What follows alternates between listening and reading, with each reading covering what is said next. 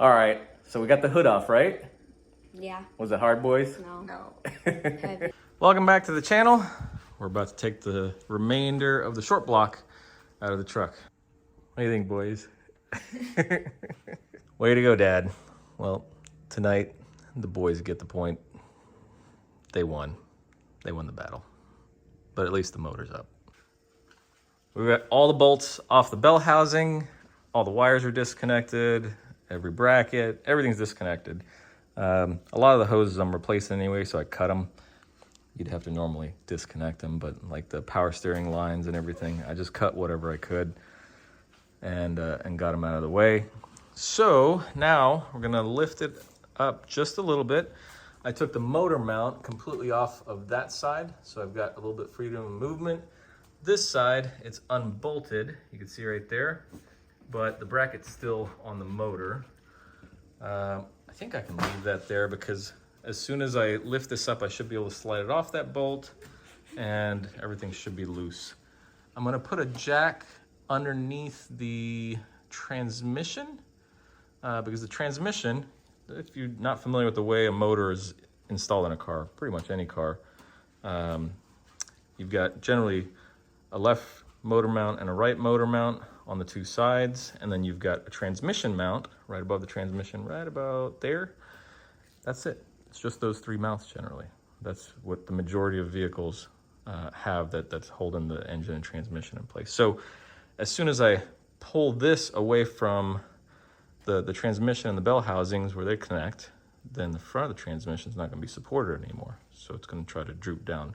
So I'm going to put a jack stand under there or a jack, and then we'll try to take the tension off, lift this up just a little bit, and then pull it out this way. We got the block separated at the bell housing. It's just kind of hanging on the cherry picker right now. And we're gonna leave the rest for tomorrow, I think. Tomorrow, we're going to have to, cherry picker is up against this step right here, right there. So we can't pull it away from the truck.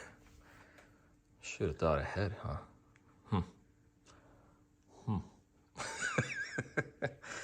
I wonder if we can get the cherry picker on that side of the truck. Think that would work, boys? No.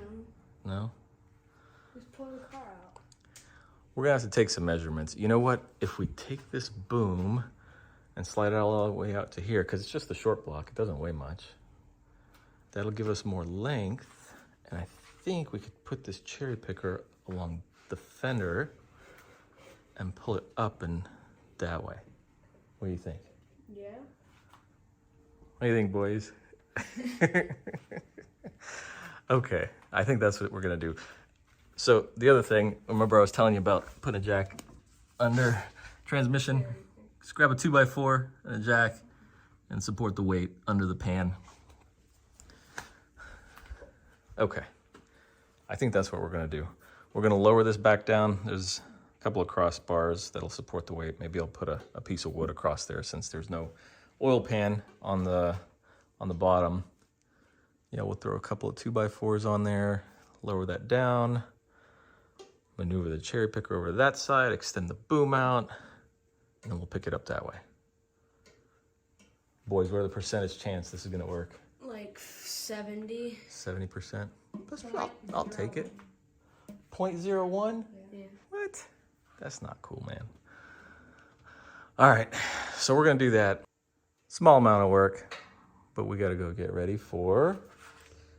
Movie night. No, school. Monday tomorrow. All right, see you, YouTube. Love y'all.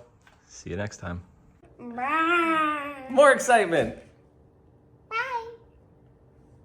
More excitement. Bye. See you next time. Special person.